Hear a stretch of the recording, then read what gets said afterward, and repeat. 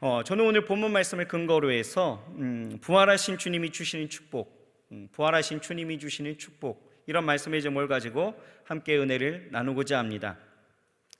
여러분, 우리는 흔히 자기를 다른 사람에게 소개할 때에 나는 예수 믿는 사람이야 라고 할 때가 있습니다. 그렇다면 여러분, 예수 믿는다라는 것이 무엇일까요? 무엇을 믿는다라는 것입니까?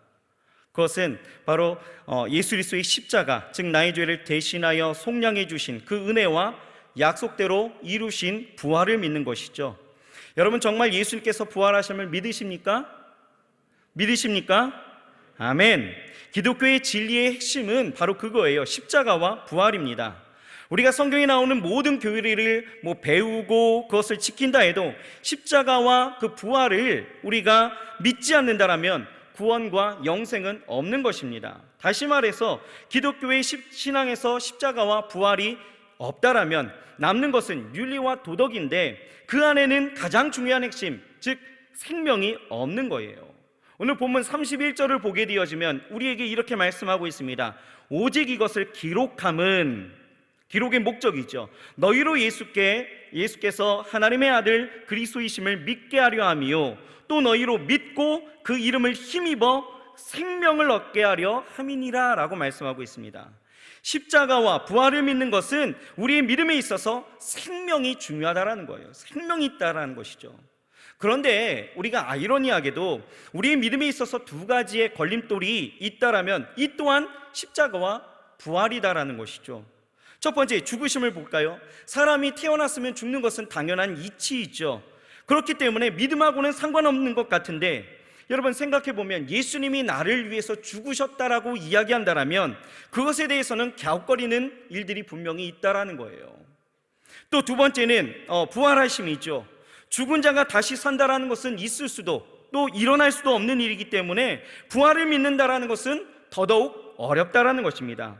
그런데 여러분, 내가 믿든 안 믿든 분명한 팩트는 바로 무엇이냐? 예수님께서 나를 위해서 십자가에 달리셨고 또 나를 위해서 분명히 죽으셨고 부활하셨다라는 것입니다. 아멘. 우리는 그 부활을 믿는 거예요. 우리가 부활을 믿는 몇 가지 이유가 있다라는 것이죠. 뭘까요? 첫째는 성경이 예수님의 부활을 증언하고 있다라는 것입니다. 여러분, 성경은 진리입니다. 진리인 성경이 예수님의 부활을 증언하고 있기 때문에 우리는 부활을 믿는 거예요. 두 번째는 예수님의 빈 무덤이 부활의 증거다라는 것이죠. 세상은 무덤의 크기를 자랑하지만 또 그렇게 나아가지만 기독교의 자랑은 바로 무엇입니까? 빈 무덤입니다. 예수님은 부활하셔서 승천하셨기 때문에 무덤 안에 계시지 않았다라고 오늘 성경도 기록하고 있다라는 것이죠. 빈 무덤이 예수님의 부활의 증거다라는 거예요. 또 셋째는 예수님의 말씀이 증거이다라는 거예요. 예수님의 말씀, 하나님이신 예수님께서 복음서에만 무려 25번 이상을 십자가에서 죽으시고 사흘 뒤에 내가 다시 살아날 것이다 라고 예언하셨다라는 것이죠. 또 네 번째는 부활을 목격한 제자들이 변화되어서 새 사람이 되어진 모습들을 보게 되어지면 부활을 우리가 증언할 수 있다는 거예요. 예수님이 잡히시던 날에 제자들은 예수님을 버리고 도망치게 되어집니다. 베드로는 주를 위해서 죽겠다라고 장담했죠. 그러나 그 두려움 때문에 그는 어떻습니까? 나는 예수와 상관이 없다라고 3번이나 부인하고 되어집니다.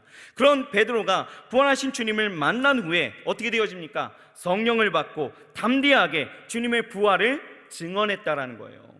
초대교회사에 보게 되어지면 부활하신 주님을 만났던 이 제자들은요, 하나같이 목숨을 걸고 이 부활을 증거했다라는 것이죠. 그 확신에 관한, 그 목격한 그 일을 증언했다라는 거예요. 그 놀라운 일들을 증언했습니다. 베드로는요, 로마에 가서 전도를 하게 되어지죠. 로마에 가서 전도하다가 그 십자가에 거꾸로 못 박혀 순교하게 되어집니다. 안드레는요, 헬라에서 전도하다가 아가야 성에서 그 X자형 그 십자가에 매달려 죽게 되어집니다. 야고보는요, 예루살렘에서 헤로데게 칼로 목베임을 당하는 그 순교를 당하게 되어지고, 빌립은 서아시아 부르기아에서 전도하다가 기둥에 매달려 순교하게 되어집니다. 바돌로메는 아르메니아에 가서 전도하다가 거꾸로 십자가에 매달려 순교하게 되어지고요, 의심 많았던 이 도마는요, 인도에 가서 전도하다가 창에 맞아서 순교하게 되어집니다. 또 세리마테는요, 에티오피아에서 전도하다가 목베임을 받아서 순교하게 되어지고, 알페오의 아들 이 야고보는 성전 꼭대기에서 떨어뜨려 죽임을 당하게 되어집니다. 시몬은요, 애굽에서 전도한 후에 다시 유대로 돌아가서 전도하다가 활에 맞아 순교하게 되어집니다. 야고보의 동생이었던 유다는요, 바사에 가서 전도하다가 활에 맞아 순교하게 되어지고, 다른 유다 대신에 선출되었던 그 제자 마띠아는요, 에티오피아에 가서 전도하다가 돌에 맞아 순교하게 되어집니다. 여러분, 만약 주님이 부활하시지 않았다면 이들이 이렇게까지 해야 될 이유가 없었다라는 거예요. 그런데 왜 저들이 그렇게 변화되어졌던 모습을 보게 되어지느냐? 바로 그들이 부활을 목격했기 때문에, 그 부활을 목격했기 때문에 생명을 걸고 복음을 증거할 수 있었다라는 것입니다. 여러분, 이외에도 여러 가지 증거들이 있겠지만 가장 중요한 것은 바로 무엇일까요? 우리 안에 거하시는 성령님이 증거하신다라는 거예요. 사실 믿는 사람들 중에 대부분의 사람들은 부활의 주님을 눈으로 보지 못했습니다. 그런데도 주님의 부활하심 그리고 죽으심을 믿는다라는 거예요. 왜요? 그 이유가 바로 무엇입니까? 성령께서 믿는 자 속에서 증거하시기 때문에 그렇다는 거예요. 하나님은 이 땅의 교회에게 성령을 부어주시고 그 부활을 믿게 하시고 부활을 증거하게 하셨다는 거예요. 그러므로 이제 예수를 믿고 구원받은 성도들은 다 이 부활의 영광에 참여해야 할 줄 믿습니다. 오늘 본문을 보게 되어지면 이 부활하신 주님께서 부활하심을 알지 못하고 믿지 못하고 슬픔과 절망에 가득했던 이 제자들과 또 여인들에게 찾아가서 나타나시는 모습들이 보여지고 있죠. 그리고 그들에게 참으로 그 어느 무엇과도 바꿀 수 없는 하나님의 그 귀중한 축복을 명하여 주셨다라는 거예요. 여러분, 부활하신 주님께서 우리에게 주시는 그 축복, 그것이 바로 무엇일까? 오늘 그것에 대해서 우리가 함께 생각해 보고자 합니다. 첫째로 하나님이 우리에게 주신 축복은요, 바로 기쁨입니다. 뭐라고요? 기쁨입니다. 기쁨. 부활하신 주님은요, 슬픔에 잠긴 그 사람들에게 기쁨을 주셨습니다. 오늘 성경 11절을 보게 되어지면은 예수님의 부활을 예수님의 그 무덤에 찾아간 이 마리아는요, 무덤 밖에서 지금 울고 있습니다. 마가복음 16장 10절을 보게 되어지면 부활의 주님을 만났던 이 마리아가 제자들에게 갔을 때 이 제자들도 슬퍼하면서 울고 있었다라고 성경은 이야기하고 있는 거예요. 이렇게 슬픔에 가득했던 사람들에게 주님은 부활하셔서 큰 기쁨을 주셨다라고 이야기합니다. 마태복음 28장 8절을 보면 그 여자들이 무서움과 큰 기쁨으로 빨리 무덤을 떠나 제자들에게 알리려고 다름질할세, 이렇게 말씀하고 있어요. 큰 기쁨이 임했다라는 거예요. 부활하신 주님을 만나게 되어졌을 때 주님이 주시는 그 큰 기쁨이 그들에게 임했다라는 거죠. 또 요한복음 20장 20절, 오늘 본문 말씀 20절을 보게 되어져도 이 말씀을 하시고 손과 옆구리를 보이시니 제자들이 주를 보고 기뻐하더라 라고 말씀하고 있는 거예요. 주를 보게 되어졌을 때에 그들에게 임한 건 뭐예요? 슬픔이 아닌 기쁨이었다라는 거예요. 누가복음 24장 36절에서 41절을 보게 되어져도 이렇게 말씀하고 있습니다. 예수께서 가라사대 어찌하여 두려워하며 어찌하여 마음에 의심이 일어나느냐? 내 손과 발을 보고 나인 줄 알라. 또 나를 만져보라. 영은 살과 뼈가 없으되 너희 보는 바와 같이 나는 있느니라. 이 말씀을 하시고 손과 발을 보이시나 저희가 너무 기쁨으로 오히려 믿지 못하고 기이 여길 때에, 이렇게 말씀하고 있어요.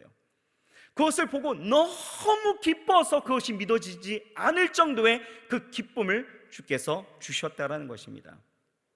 여러분, 부활하신 주님이 우리에게 주신 첫 번째 축복은 바로 무엇일까요? 기쁨입니다. 슬픔이 변하여 기쁨 되게 하신다라는 것입니다. 우리의 인생 가운데 하나님이 슬픔을 거두시고 그 인생을 어떻게 해요? 부활하신 주님께서 오실 때에 기쁨으로 우리의 삶을 바꾸어 주신다라는 거예요. 믿으십니까? 아멘. 그러면 제자들에게 있어서 이 예수님의 그 부활하심의 역사가 그들에게 왜 기쁨의 축복이 되었는지를 우리가 알아야 된다는 거죠. 왜 그렇습니까? 첫째는 예수님이 부활하심으로 온 세상을 구원할 그리스도 되심이 증명되었기 때문에 예수님의 부활하심은 기쁨이다라는 것입니다. 예수님이 구원자로서 부활하시고 구원자로서 그리스도 되심이 그 부활로서 증명되었다라는 거예요. 로마서 1장 2절에서 4절 말씀을 보면 이렇게 말씀하고 있죠. 이 복음은 하나님이 선지자들로 말미암아 그의 아들에 관하여 성경에 미리 약속하신 것이라. 이 아들로 말하면 육신으로는 다윗의 혈통에서 나셨고 성결의 영으로는 죽은 가운데서 부활하여 능력으로 하나님의 아들로 인정되셨으니 곧 우리 주 예수 그리스도시니라. 할렐루야. 주님께서 죽음에서 부활하심으로 구원을 완성하시고 그 능력과 권세로 우리의 그리스도이심이 증명되었기 때문에 그것이 우리 안에 참 기쁨이 되어진다라는 것입니다.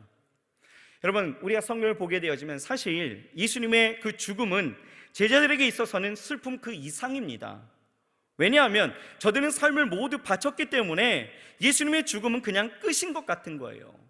제자들은 나사렛이라는 그 가난한 동네의 목수였던 청년 예수를 따라가기 위해서 어떻게 합니까? 모든 생업을 다 버렸습니다. 인생을 걸었습니다. 모든 것을 다 걸은 거예요. 삶의 꿈도 희망도 모두 예수님께 드렸습니다. 그런 모습에 사람들은 저들의 선택을 걱정했을 것입니다. 어쩌면 인생의 가장 우둔한 선택일 것이라고 막 생각했을지도 모르는 거예요. 그런데 예수님의 사역 속에 나타난 이런 뭔지 모를 이 비범함과 또 기적과 같은 일들의 그 연속이 사람들의 생각을 돌려서 이제는 제자들을 향한 어떤 동경도 아마 있었을 것입니다. 그런데 예수님이 뭐 했어요? 죽으신 거예요.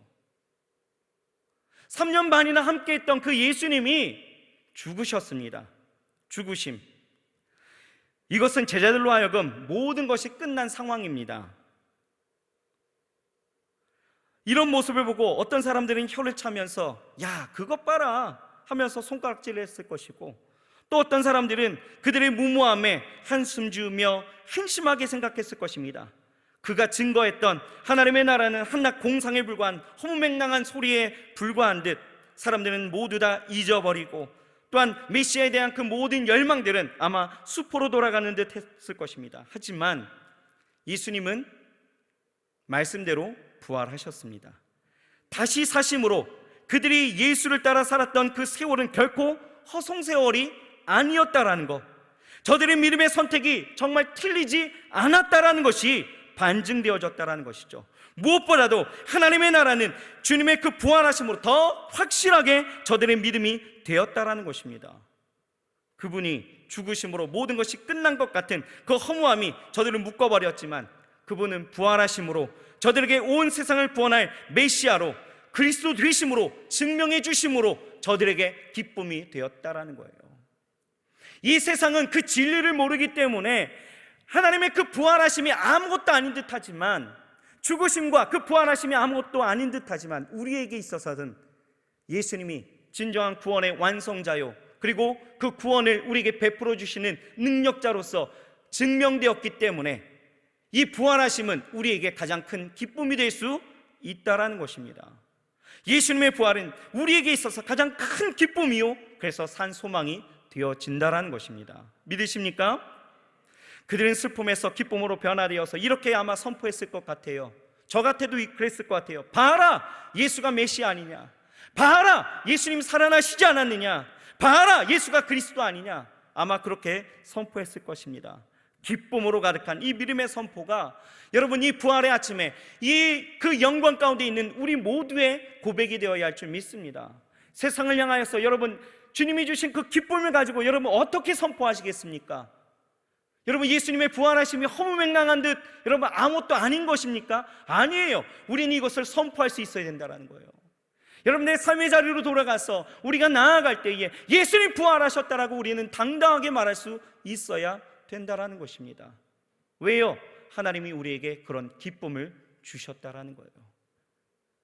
내가 주체하지 못할 그 기쁨, 죽었다 다시 살아났던 그 기쁨을 내게 주셨기 때문에 그 그리스도의 심을 우리는 분명히 증거하면서 살아가야 할 줄 믿습니다.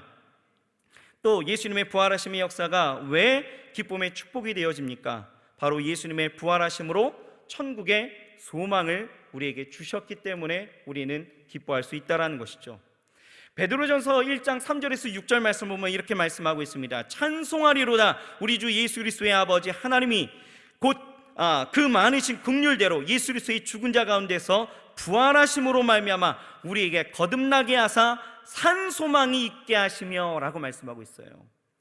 로마서 8장 11절을 봐도 예수를 죽은 자 가운데서 살리신 이의 영이 너희 안에 거하시면 그리스도 예수를 죽은 자 가운데서 살리신 이가 너희 안에 거하시는 그의 영으로 말미암아 너희 죽을 몸도 살리시리라 라고 말씀하고 있습니다. 여러분, 이 세상 사람들은 죽음이 끝이라고 생각하기 때문에 그들이 갖는 어떤 소망도 현세에 누릴 성공과 행복, 즐거움에 국한하게 되어지죠. 그래서 지금이 아니면 할 수 없다라고 해서 지금의 삶을 마음껏 즐기고자 합니다. 그래서 그들의 소망이 어디에 있습니까? 물질에 있고, 그들의 소망이 인생의 쾌락에 있고, 그들의 소망이 성공에 두게 되어지는 것이죠. 여러분, 만약 예수님이 죽으심으로 이 모든 것이 그냥 끝 이렇게 되어졌다라면, 죽음이 진정 끝이라면 여러분, 그렇게 사는 게 사실 맞아요. 한 날 한 날이 너무 아까운 거예요. 이 시대가 말하는 욜로, 그렇게 살아야 하는 거예요. 이렇게 꿀같은 시간에 예배당에 모여있는 것은 아마 정신 나간 짓이에요. 코로나가 잠시 주저할 뿐이지 지금 밖에 나가 보십시오. 벚꽃에, 유채꽃에, 진달래에, 형형색색 꽃과 나무가 얼마나 우리의 마음을 사로잡고 있습니까? 아마도 하고 싶은 거 다 하지 못하고 죽은 자들은 정말 애통하고 원통해서 아마 그런 사람들이 부활하지 않을까 싶습니다. 다시 일어날 것 같아요. 너무 원망스러워서, 해보지 못해서. 내 인생이 그냥 죽음으로 끝난다라면 우리는 마음껏 즐기면서 살아가는 것이 맞아요. 그것에 소망을 두고 살아가는 것이 맞습니다. 그것에 목표를 두고 정말 열심히, 그리고 정말 열심히 벌고 정말 열심히 즐기면서 살아가야 되는 거예요. 그러나 중요한 것은요, 예수님은 부활하셨다라는 거예요. 예수님 다시 부활하심으로 우리의 소망의 변화가 일어났다라는 것입니다. 어떻게 해요? 우리의 소망의 반경을 죽음 그 이후로 넓혀주셨다라는 거예요. 우리가 소망할 수 있는 그 모든 것들을 죽음 그 이후로까지도 주님께서 넓혀주셨다라는 거예요. 어떻게 보면 허망하고 후회스럽고 그렇게 남겨질 우리의 삶의 소망을 영원한 기쁨과 영원한 그 영광이 충만한 천국의 소망을 주심으로 차원이 다른 그 기쁨을 우리에게 주셨다라는 것입니다. 옛날에 그런 기억이 있어요. 제가 교회에 다닐 때에, 어릴 때에 부흥회를 교회에서 종종 하게 되어지면은 부흥회에 오셨던 목사님들이 그런 이야기를 참 많이 하셨습니다. 천국에 대해서 말씀하실 때 천국에서는 다이아몬드로 골프를 친대요. 그래서 그때 생각한 것이, 골프는 골프공으로 쳐야지 재밌지 않을까? 축구는 축구공으로 해야 되는 것처럼 골프도 골프공으로 해야지 왜 다이아몬드로 치지? 여튼 그만큼 천국이 좋은 것이다 이렇게 이야기하는 것이겠죠. 아무튼 우리를 위해서 여러분 예비하시고 열어주신 그 천국은요, 지금 우리가 누리는 그 어떤 즐거움보다도 비교할 수 없는 차원의 다른 그런 영원한 삶, 끝이 아닌 영광이 가득한 하나님의 그 얼굴을 맞대며 함께하는 영원한 나라, 그 나라를 우리가 꿈꿀 수 있도록 하나님이 그 모든 길을 열어주셨기에 우리는 기뻐할 수 있다라는 것입니다. 우리의 기쁨의 그 즐거움들이 이 세상에 누리는 그 쾌락으로, 즐거움으로 맞춰진다면 인생은 허무한 거예요. 그런데 우리 주님께서 다시 사심으로 인하여 우리에게 그 천국의 그 소망을 꿈꾸게 하시고 그것을 누릴 수 있도록 은혜를 베풀어 주심에 우리는 기뻐할 수 있다라는 것입니다. 그 나라를 우리에게 허락하셨기에 이제 이것이 우리에게는 큰 기쁨이 되어지는 것입니다. 여러분, 죽음이라는 것은 결코 끝이 아닙니다. 절망이 아닙니다. 끝에서 오는 기쁨임을 여러분 믿으시길 바랍니다. 또한 주님께서 부활의 첫 열매가 되어져서 우리에게 그 부활의 소망도 주셨다라는 거예요. 여러분, 주님만 사신 것이 아니라 우리에게도, 믿는 자들에게도, 구원받은 백성들에게도 동일한 부활의 역사를 주셨다라는 것이죠. 그러므로 우리는 살아갈 때에 부활신앙으로 살아가야 된다는 것입니다. 부활신앙, 이 부활신앙이 무엇입니까? 이 부활신앙은요, 다른 말로 이야기하면 이렇게 표현할 수 있습니다. 끝을 아는 신앙의 자세이다. 끝을 아는 신앙의 자세. 예를 들면 이런 거겠죠. 여러분, 요즘 스포츠 경기가 다 중단되어져서 TV를 켜도 별로 볼 게 없는 것 같습니다.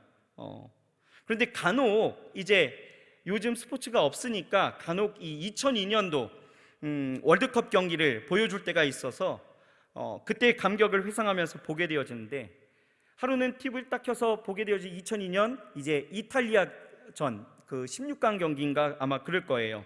그 이탈리아 경기 영상이 이제 나오게 되어지는데, 이 경기가요 아주 다이나믹했죠. 혹시 여기 2002년에 태어나신 분 안 계시죠? 월드컵 아시죠? 2002년 4강.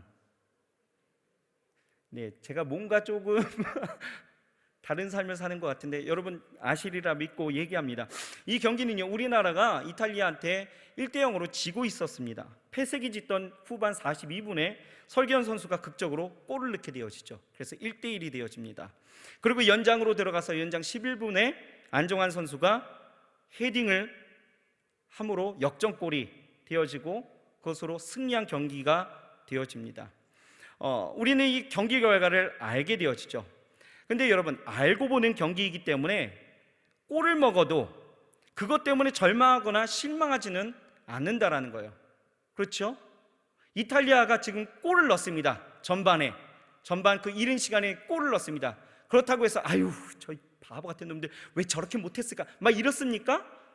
아유 졌다, 아유 끝났다, 이런 사람은 아무도 없다라는 거예요. 왜요? 끝을 알기 때문에. 우리가 골을 넣을 것을 알고 마침내 역전골을 넣어 이길 것을 알기 때문에 지고 있어도 뭐 페널티킥을 못 넣어도 욕하지 않습니다. 그런 상황 속에서도 여전히 우리는 뭐 할 수 있어요? 웃을 수 있는 거예요. 왜요? 끝을 아니까. 마찬가지라는 거예요. 우리 예수님이 그 부활의 첫 열매가 되어주셔서 우리에게도 그 부활의 소망을 주셨기에 지금의 상황이 조금 불편하고 어렵고 힘든다 해도, 손에 잡히는 거 없고 눈에 보이는 거 없고 귀에 들리는 거 없다 할지라도, 그 상황이 전혀 바뀌지 않는다라고 해도 절망하거나 실망하지 않는다라는 거예요. 왜 그렇습니까? 그런 현실 속에 죽는다 해도 마침내 내 영혼을 소생케 하시고 부활의 영광을 우리에게 약속해 주셨기 때문에, 우리는 죽어도 천국이라는 그 놀라운 진리를 우리에게 허락해 주셨기 때문에 내 삶 가운데 아무리 어려운 일들이 있어도 그것으로 인해서 우리는 절망하지는 않는다라는 거예요. 우리는 그 끝을 알기 때문에. 어떤 길가에 그 노파가요 항상 웃으면서 살아갑니다. 가난하고 그 헐벗은 몸으로 살아가도 늘 기쁨이 충만한 거예요. 그래서 하루는 목사님께서 그 노인에게 묻습니다. 아니 할머니, 그렇게 답답한 일도 없습니까? 걱정되는 일이, 시험되는 일이 없으십니까? 어쩜 그렇게 매일 그렇게 웃으면서 살아갈 수 있습니까? 라고 이야기하자 이 할머니가 하시는 말씀이 그거예요. 아유 목사님, 제가 왜 걱정이 없고 왜 시험이 없겠습니까? 시험도 많고 걱정도 많고 어려움도 많이 있지만 항상 나는 예수를 생각합니다. 십자가에 못 박혀 돌아가신 예수님의 그 아픔과 고난과 그 부끄러움을 생각하면 언제나 내가 당하는 이 고난은 아무것도 아닙니다. 또한 예수님이 무덤에 내려가셨다가 3일 만에 부활하신 걸 생각하면 나도 며칠만 참으면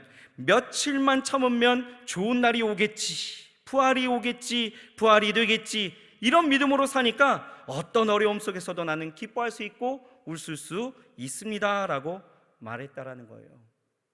여러분, 이것이 우리의 신앙인의 자세입니다. 우리가 살아가는 삶의 방식이에요. 하나님이 우리에게 부활의 소망을 주셨기 때문에 그 부활의 그 소망을 갖고 살아가는 우리 모두는 끝을 아는 신앙인의 그 자세를 가지고 살아갈 수 있어야 된다는 것이죠. 그러니까 데살로니가전서 5장 16절부터 18절 보게 되시면 하나님의 뜻 가운데 뭐예요? 항상 기뻐하라 라고 말씀하시는 것도 그런 거 아니겠습니까? 여러분, 기뻐하시길 바랍니다. 감사하시기 바랍니다. 부활의 소망을 가지고 죽음을 두려워하는 것이 아니라, 삶의 환경과 어려움을 두려워하는 것이 아니라, 마침내 부활하시고 나를 건지시는 그 믿음 아래서 주시는 그 기쁨의 축복을 오늘 마음껏 누리시고 인생을 살아가는 모든 날 동안 주가 주시는 그 기쁨의 그 충만한 은혜를 가지고 나아가시길 주의 이름으로 축원합니다.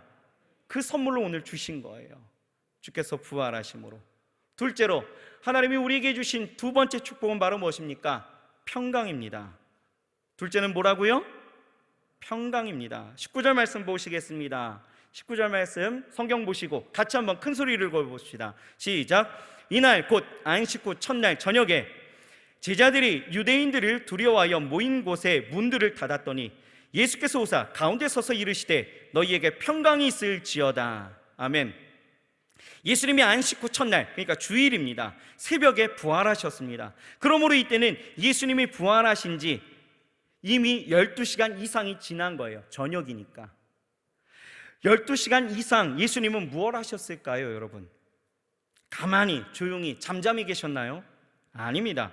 예수님은 부활하신 후 그 새벽에 가장 먼저 예수님의 그 무덤가에 앉아 울고 있었던 막달라 마리아와 다른 여인을 만나 주셨습니다.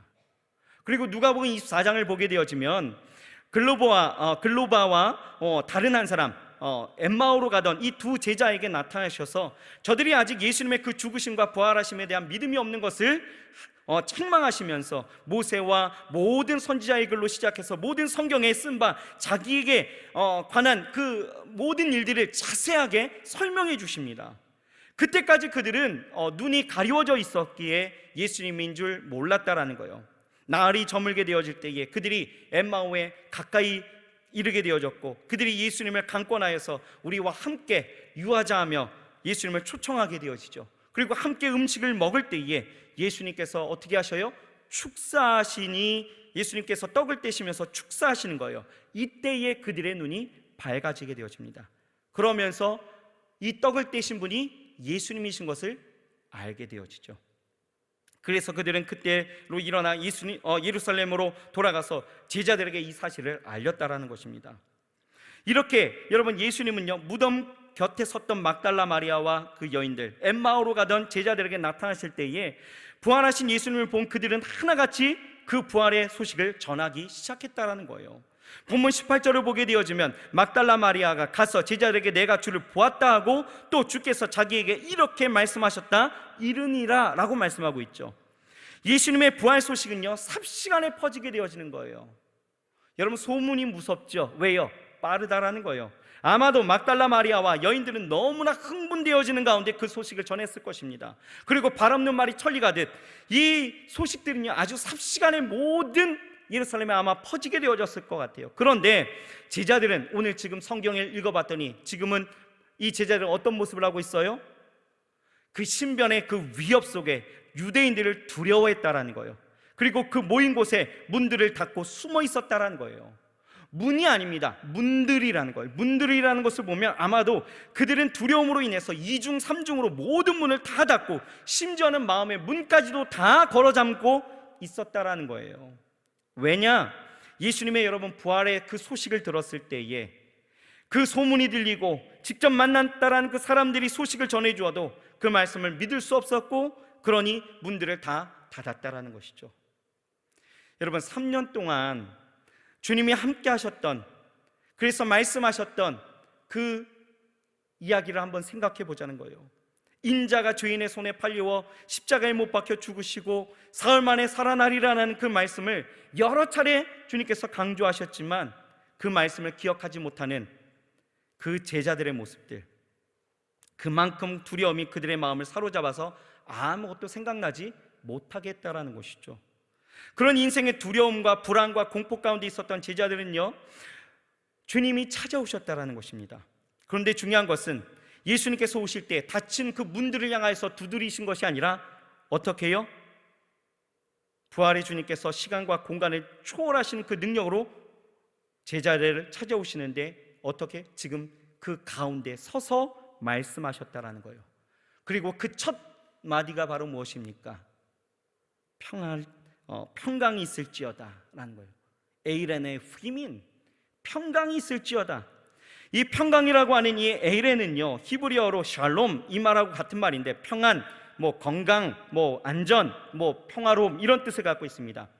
이 샬롬이라고 하는 말은 유대인들에게는 아주 평범한 일상의 인사인데요 그러나 예수님의 잡히심과 죽으심으로 인해서 신변의 위협을 느끼고 극도의 불안에 휩싸였었던 이 제자들에게 나타나셨던 그래서 그들에게 들려주셨던 이 평강은 그냥 인사말이 아니었다라는 것입니다. 아주 특별한 의미를 갖고 있었다라는 거예요. 요한복음 14장 26절에서 27절을 보게 되어지면 이렇게 말씀하고 있습니다. 보혜사 곧 아버지께서 내 이름으로 보내실 성령, 그가 너희에게 모든 것을 가르치시고 내가 너희에게 말한 모든 것을 생각나게 하시리라. 평안을 너희에게 끼치노니 곧 나의 평안을 너희에게 주노라. 내가 너희에게 주는 것은 세상이 주는 것과 같이 아니하리라. 너희는 마음에 근심하지도 말고 두려워하지도 말라라고 말씀하고 있는 거예요. 예수님께서는 제자들에게 주님의 평안을 주신다라고 약속하신 거예요. 그리고 부활하신 주님께서 제자들에게 지금 나타나셔서 그 약속하셨던 평강을 주셨습니다. 너희에게 평강이 있을지어다. 그런데 22절을 보게 되어지면 어떻게 하십니까? 예수님께서 그 말씀하신 후에 후 하고 숨을 내쉬며 성령을 받으라 라고 말씀하시는 거예요. 여러분, 주님이 주시는 이 평강은요, 세상이 주는 것과 근본적으로 다르다라는 것이죠. 주님께서 주시는 평강은 잠시 있다가 없어지는 그런 평안이 아니다라는 거예요. 영원토록 계속되어지는 평강이다라는 것입니다. 왜 그렇습니까? 그것은 성령께서 내 마음을 주장하시기 때문에, 성령을 주시면서 그 성령이 주장하시는 평안을 내게 허락해 주셨다라는 거예요. 부활하신 주님께서 성령을 통하여서 내게 평안을 주셨는데, 그 평안은 그냥 인사말의 샬롬이 아니라 내게 영원한 평안, 영원한 하나님의 그 평강을 내게 주셨다라는 거예요. 예수님께서 주시는 평안은 이처럼 세상이 주는 평안과 다르다라는 것입니다. 위대한 능력을 주는 평안인 것입니다. 여러분, 오늘 우리가 사는 이 시대를 보게 되어지면 어느 때보다도 편리한 생활을 하지만 이와 반비례로 과거 어느 때보다도 더 불안하게 살아가는 모습들을 보게 되어집니다. 우리가 흔히 그렇잖아요. 혼자 있으면 불안하니까 계속해서 핸드폰을 들었다 놨다 하기도 하지 않습니까? 행여 핸드폰을 집에 놓고 나오게 되어지면 어떻습니까? 큰일이나 났나 싶을 정도로 불안해하는 거예요. 어떤 분들은 조용하면 불안을 느끼면서 음악을 크게 틀어놓기도 하고, 그래서 그 불안을 잊으려고 애쓰기도 하고, 불안하니까 어딘가에 의존해서 문제를 해결하고 하는 사람들이 굉장히 많이 있습니다. 두려움을 느끼는 거죠. 어떤 사람은 그래서 술에 의존하기도 하고, 어떤 사람들은 점쟁이를 찾아가서 미래를 점치기도 하고, 어떤 사람들은 방탕한 생활을 하면서 자신의 그 불안과 두려움들을 잊어버리려고 합니다. 어떤 사람은 컴퓨터에 빠지기도 하고 중독되어지는 일들에 나아가기도 하죠. 그러나 아무리 그렇게도 여러분, 근본적인 불안의 문제, 세상이 줄 수 있는 그 평안으로는 해결되어지지 않는다라는 거예요. 과학이 발달하고 문명이 발달하면 불안이 없어지고 편안한 시대가 올 줄 알았는데, 거꾸로 문명이 발달하면 발달할수록 사람들의 불안은 점점 더 심해져 가고 있다는 것입니다. 왜 그렇습니까? 왜요? 그것은 편안한 것과 마음속에 평안을 누리는 것이 전혀 다르다라는 것을 인식하지 못했다라는 거예요. 여러분, 불안한 미래에 대한 불안감이 여러분들의 삶을 지배하고 있고 다스리고 있고, 또 그것으로 인하여 어려움을 갖고 있으십니까? 질병과 그 사고에 대한 공포가 여러분들 가운데 지금 막 좌정하고 있습니까? 코로나 때문에 이게 언제 내 삶에 닥칠지 몰라서 그 질병에 대한 우려를 여러분 갖고 있으십니까? 죽음에 대한 그 두려움이 여러분들 가운데 있으십니까? 여러분, 부활하신 주님께서 오늘 우리 가운데 임하실 때에 그 주시는 그 평안은 이 모든 것을 이기게 하실 줄 믿습니다. 이기게 하실 줄 믿습니다.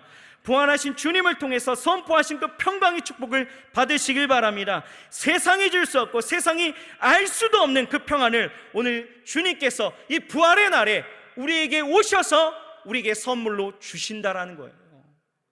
그 평안은 모든 것을 이기게 하십니다. 그 평안은 성령이 주신 능력이에요. 모든 염려와 근심과 걱정을 소멸하는 능력입니다. 또한 그것은 모든 불안과 두려움을, 공포를 물리치는 능력이에요. 그 평안은 하나님이 우리에게 모든 정욕과 탐욕을 깨뜨리게 하는 능력입니다. 그러하기에 그 평안의 그 축복을 오늘 우리가 누리게 되어진다라면, 여러분, 세상은 절대 우리를 이길 수 없다라는 거예요.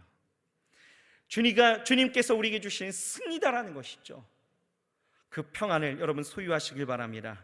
오늘 주께서 오셔서 우리에게 말씀하시는 거예요. 뭐라고요? 너희에게 평안이 있을지어다. 여러분, 이 코로나가 언제 잠식될지 모르니까 불안하시나요? 어렵습니까? 힘드십니까? 오늘 주께서 말씀하십니다. 평안이 너에게 있을지어다. 그 음성 듣고 나아가시길 주의 이름으로 축원합니다. 하나님이 주시는 그 음성 듣기를 주의 이름으로 축원합니다. 할렐루야. 주시는 그 평강이 우리 가운데 임하게 되어질 때에 우리 안에 넘치는 그 은혜가 보혜사 성령께서 주장하시는 그 평안이 내게 임하게 되어지면 성령이 임하셔서 주시는 평안이기에 이것은 잠깐의 평안이 아니라 영원한 평안이 되어질 수 있다라는 거예요. 그 평강의 복을 오늘 누리시길 주의 이름으로 축원합니다. 말씀을 정리할게요. 부활하신 주님께서 우리에게 오셨습니다. 할렐루야. 오늘 우리에게 임하셨습니다. 할렐루야. 제자들 불안해하고 근심하고 떨고 있고 그 신변의 위협 가운데 어려움을 갖고 있었던 그 제자들 그 가운데 서서 오늘 우리에게 축복을 주십니다. 그 첫째는 기쁨을 주시는 거예요. 그리고 우리에게 세상이 할 수도 없고 줄 수도 없는 그 평강을 주십니다. 여러분 그 주시는 그 거룩한 선물을 여러분 받아들이시고 또한 그것을 통하여 우리의 삶의 자리로 돌아가서 마음껏 부활을 증거할 수 있는 저와 여러분들이 되어야 할 줄 믿습니다. 부활의 능력, 그 부활의 그 놀라운 그 신앙을 마음껏 여러분 마음 가운데 품으시길 주의 이름으로 축복합니다. 할렐루야. 기도하시겠습니다. 사랑의 하나님 감사합니다. 부활의 영광으로 우리를 부르시고 주를 예배케 하시니 감사합니다. 하나님 주가 그 예언대로 부활하시고 다시 사심으로 우리의 구원을 완성하시고 우리에게 축복을 주시니 감사합니다. 날마다 부활의 영광이 우리 안에 넘치게 하사 이 세상 살아가는 모든 날 동안 주가 주시는 기쁨과 평강을 주장하여 주시옵소서. 예수님의 이름으로 기도합니다. 아멘.